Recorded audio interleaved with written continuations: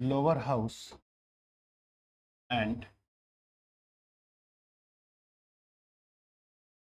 president। ये है आपका आर्टिकल 80, ये है आपका आर्टिकल 81।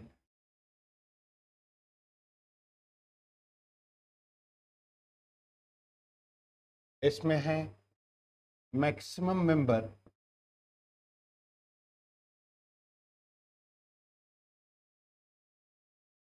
250 और 250 में 238 मेंबर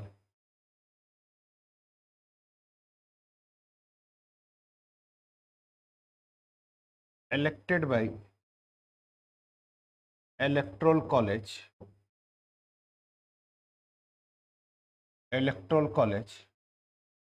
और ये इलेक्टेड कॉलेज है यहाँ पे elected member of state assembly.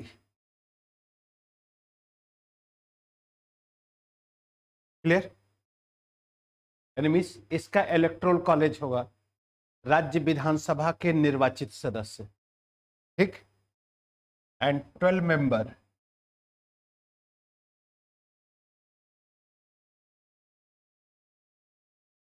nominated by president। Clear? यहां पर है मैक्सिमम मेंबर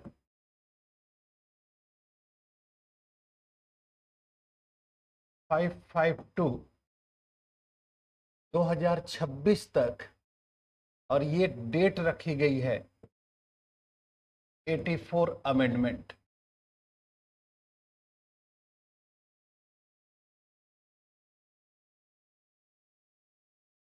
क्लियर? 84 अमेंडमेंट। इसमें 530 member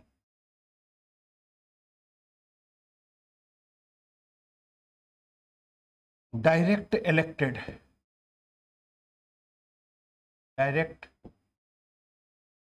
elected by public in state।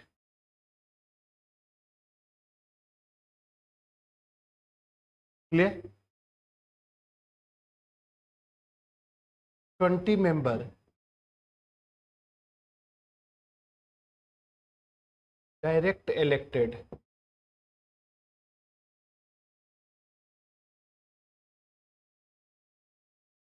by UTS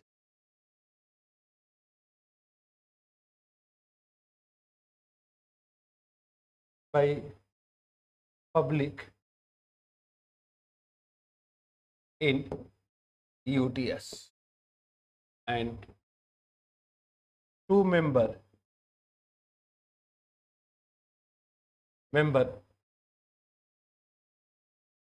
nominated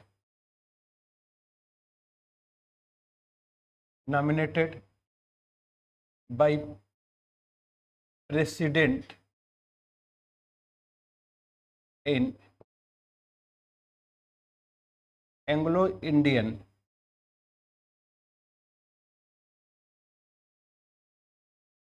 community। Article 333 और इसे 104 के द्वारा अमेंडमेंट के द्वारा समाप्त कर दिया गया, ठीक। एंड नेक्स्ट है president.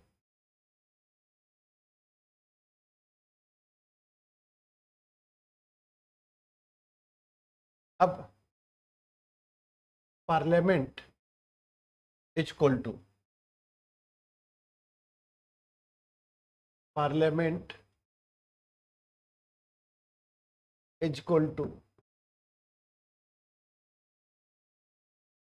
Central legislative and law formation.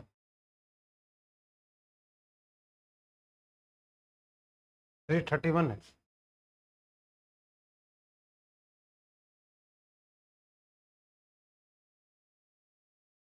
Law formation, central legislative. ठीक। अब एक स्थिति समझिए, डेमोक्रेसी, पार्लियामेंट का जो कंसेप्ट है, पार्लियामेंट की जो पोजीशन है, वह है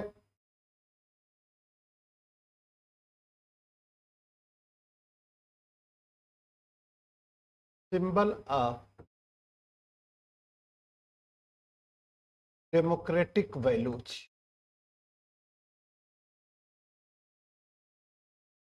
सिंबल ऑफ डेमोक्रेटिक वैल्यूज।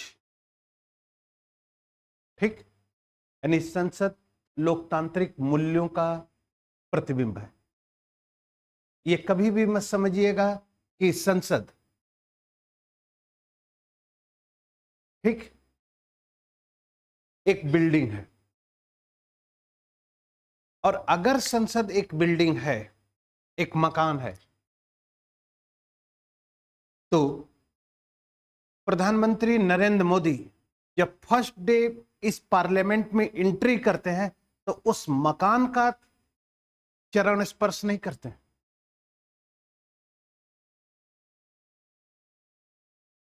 ध्यान रखिएगा, उस मकान को चरण वंदना नहीं वो कर रहे हैं, बल्कि उस मकान के रूप में उस लोकतांत्रिक मूल्यों के प्रतिबिंब को वह चरण स्पर्श कर रहे हैं। देखा होगा 2014 में जब पहली बार उन्होंने पार्लियामेंट में एंट्री ली तो साक्षात दंडवत हो गए उसके स्टीयर्स पर। वो हुए। इसलिए पार्लियामेंट, ये कभी भी नहीं समझिएगा कि संसद आपका एक बिल्डिंग है या संसद इन तीनों लोगों से बनने वाली ये चीजें हैं, ये कभी नहीं है। इसलिए संसद का ह्रास और संसद का ग्रोथ तभी होगा जब लोकतांत्रिक मूल्य जो होंगे वो साउंड होते जाएंगे। इसलिए कभी कभी यूपीएससी पूछता है, how can define the decline of parliament. तो इसका मतलब ये मत समझिएगा कि संसद खंडहर हो गई, धीरे धीरे ईंट उसके गिर रहे हैं, ऐसा कुछ नहीं है। डिक्लाइन ऑफ पार्लियामेंट का मतलब होता है कि संसद में लोकतांत्रिक मूल्यों का गिरावट हो रहा है। और लोकतांत्रिक मूल्यों का मतलब है कि सबको अपने विचारों को व्यक्त करने की स्वतंत्रता दी जाए। इसीलिए संसद में जितने भी निर्वाचित सदस्य हैं, वे सभी निर्वाचित सदस्य को अपने विचारों को व्यक्त करने के लिए स्वतंत्रता दी, और वह भी स्वतंत्रता लिबर्टी है। क्योंकि अगर बिना किसी दबाव के वे अपने विचारों को व्यक्त नहीं करेंगे तो उस सत्य की खोज नहीं होगी जिस सत्य को लेकर इस जनता के निर्वाचित प्रतिनिधि इस स्थान पर बैठे हुए हैं।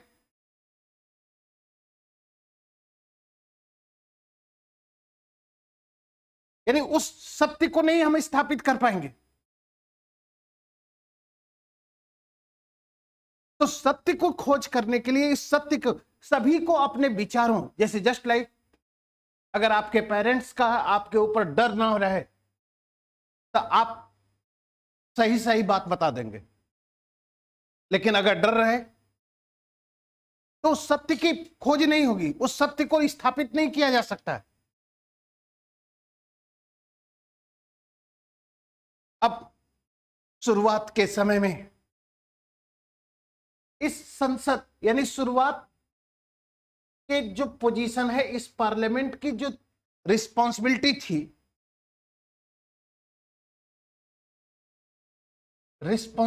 थी, वह थी नेशनल बिल्डिंग, राष्ट्र निर्माण करना था। और राष्ट्र निर्माण को लेकर संसद को यह दायित्व दे दिया गया कि वह नीतियों का निर्माण करे, कानूनों का निर्माण करे, जिससे कि राष्ट्र का निर्माण हो सके। और संसद लगभग 2 दशकों तक इस दायित्व का निर्वहन बहुत आसानी से कर रही थी, बहुत अपने। इसीलिए उस समय पार्लियामेंट को कहा जाता था कि parliament is the temple of democracy, लोकतंत्र का मंदिर है। और उस लोकतंत्र में प्रवेश करना किसी गौरव से कम नहीं था।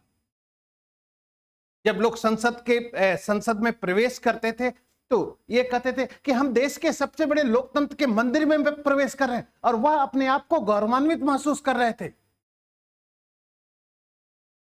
लेकिन 1970 के बाद जब भारतीय राजनीति में संकीर्णता, जातिवाद, क्षेत्रवाद, सांप्रदायिकता जैसे घुन आने लगे, तो इन संसद के मूल्यों में गिरावट आने लगी, लोकतांत्रिक मूल्यों का पतन होने लगा। अब तब संसद की स्थिति में पतन हो रहा है, संसद की स्थिति में गिरावट की स्थिति दिखाई पड़ रही है। एक सिचुएशन है आधुनिक भारत के निर्माण के संबंध में पंडित नेहरू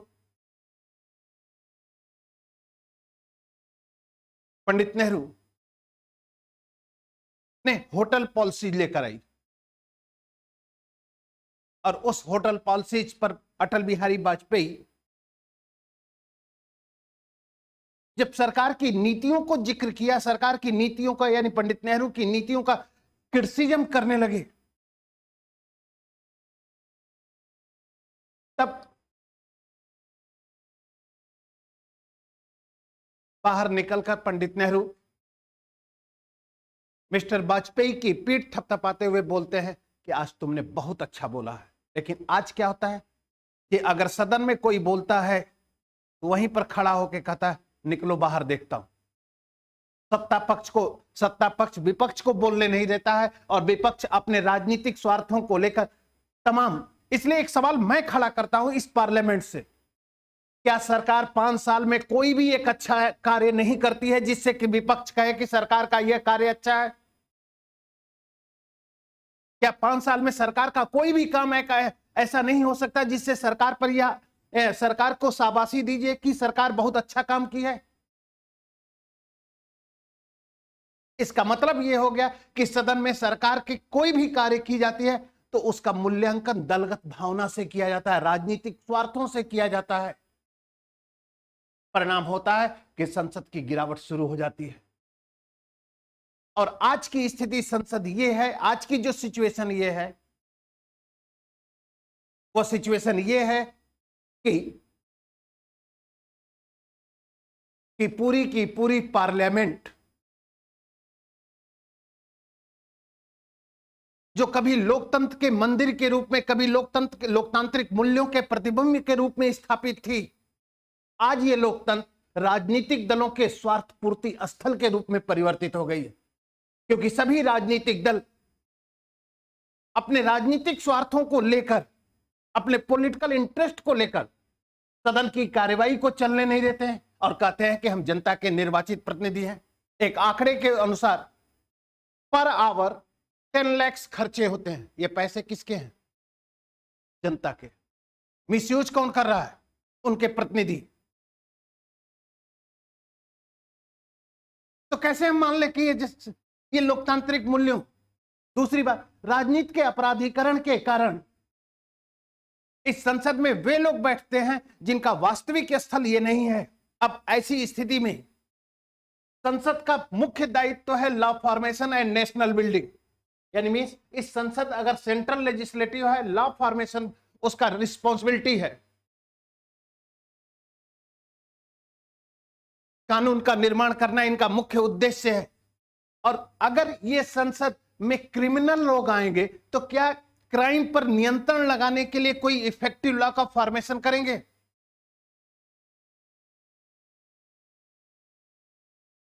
संसद का गिरावट का सबसे बड़ा रीजन एक और दिखाई पड़ता है, एक टॉपिक आएगा आपका डेलीगेट लेजिस्लेशन का।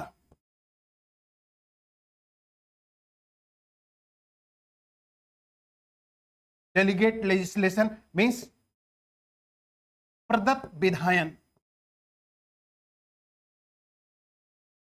और प्रदत्त विधायन का मतलब होता है कि संसद अपने दायित्वों का निर्वहन अपने न करके कार्यपालिका को सौंप देती है।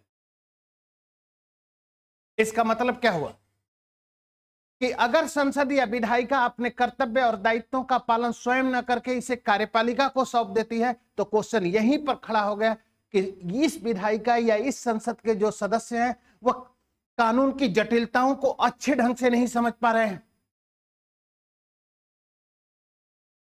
और जब अच्छे ढंग से नहीं समझ पा रहे हैं तो स्थिति क्या निकलती है?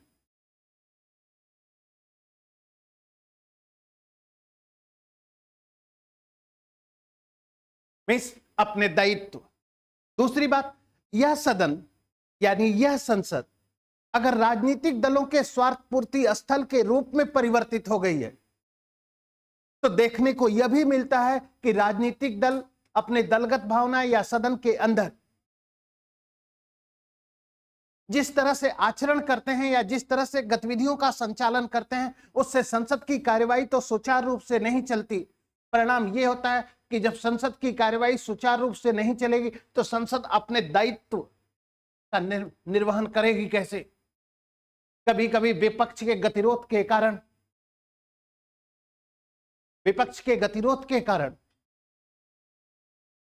सदन की कार्यवाही को सुचारू रूप से नहीं चलाया जा रहा है।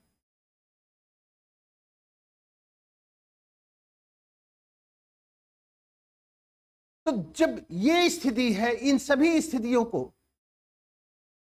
तो कैसे कहा जाए कि संसद लोकतांत्रिक मूल्यों का प्रतिबिंब है?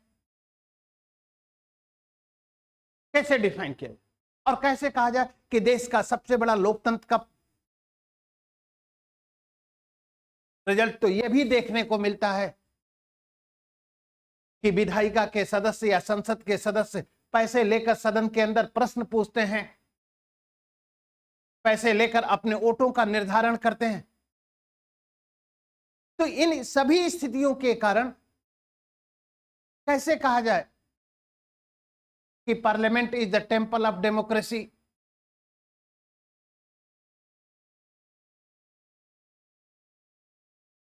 इसलिए संसद की स्थापना इसलिए की गई थी कि वर्तमान समय में या 20वीं शताब्दी में लोकतंत्र को एक सर्वमान्य शासन प्रणाली के रूप में विश्व व्यवस्था में स्थापित किया गया। विश्व के अंदर लोकतांत्रिक मूल्यों को स्थापित किया जा रहा था। लोकतांत्रिक, और यह कहा जा रहा था कि व्यक्ति के विकास के लिए जिस स्वतंत्रता की जरूरत है वह स्वतंत्रता सिर्फ व्यक्ति को लोकतंत्र ही दे सकती है। इसलिए विश्व के अधिकांश राष्ट्र इस लोकतांत्रिक या इस लोकतांत्रिक मूल्यों को स्थापित करते हैं, लोकतांत्रिक मूल्यों को स्थापित करने का प्रयास करते हैं। और जब लोकतांत्रिक मूल्यों को स्थापित करने का, तो लोकतंत्र या डेमोक्रेसी को, लेकिन जनसंख्या की अधिकता के कारण जनता की प्रत्यक्ष भागीदारी शासन प्रक्रियाओं में संभव नहीं थी। इसलिए जनता की अधिकता के कारण या जनसंख्या की अधिकता को लेकर लोकतांत्रिक मूल्यों को अप्रत्यक्ष ढंग से अपनाया गया और यह कहा गया कि जनता शासन प्रक्रियाओं में प्रत्यक्ष भागीदारी न करके अपने प्रतिनिधियों के माध्यम से शासन प्रक्रियाओं में भागीदारी ले, और जनता के निर्वाचित प्रतिनिधि से बनने वाली संस्था ही क्या है। इसलिए विश्व के सभी देश जो लोकतंत्र को अपनाते हैं या लोकतांत्रिक शासन प्रणाली को अपनाते हैं, वहां पर किसी न किसी रूप में जनता के निर्वाचित प्रतिनिधियों से बनने वाली संसद का अस्तित्व क्या होता है, दिखाई पड़ता है। भारत का संविधान भी भारत में लोकतांत्रिक मूल्यों को स्थापित करता है, लोकतंत्र को स्थापित करता है। और अगर भारत का संविधान भी लोकतंत्र को स्थापित करता है तो लोकतंत्र का वही रूप जो वर्तमान समय में प्रचलित है, यानी प्रतिनिधि शासन प्रणाली, अर्थात अप्रत्यक्ष लोकतंत्र। इसलिए जनता के निर्वाचित प्रतिनिधियों से बनने वाली संस्था भी भारत में है, और उस संसद को क्या कहा गया? उस जनता के निर्वाचित प्रतिनिधियों से बनने वाली संस्था को संसद कहा गया, जिसका गठन भारतीय संविधान के आर्टिकल 79 के अनुसार 3 प्रकार से, यानी मीन्स उच्च सदन, यानी मीन्स राज्यसभा, दूसरा लोकसभा, तीसरा राष्ट्रपति। और जब तक किसी कार्य में ये तीनों अपने आप को शामिल नहीं कर लेंगे, तब तक संसदीय प्रक्रिया पूर्ण नहीं मानी जाएगी। तब तक संसदीय प्रक्रिया पूर्ण नहीं मानी जाएगी। इसलिए भारत भी और वर्तमान समय में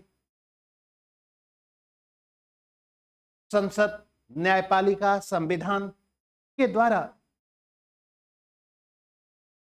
भारत में जिस तरह से लोकतांत्रिक मूल्यों की सुरक्षा हो रही है, जिस तरह से लोकतांत्रिक मूल्यों को स्थापित किया जा रहा है, उसका परिणाम यह है कि आज भारत विश्व का सबसे बड़ा लोकतंत्र बन गया, जहां पर लोकतांत्रिक मूल्यों की क्या है? सुरक्षा है। ठीक, चलिए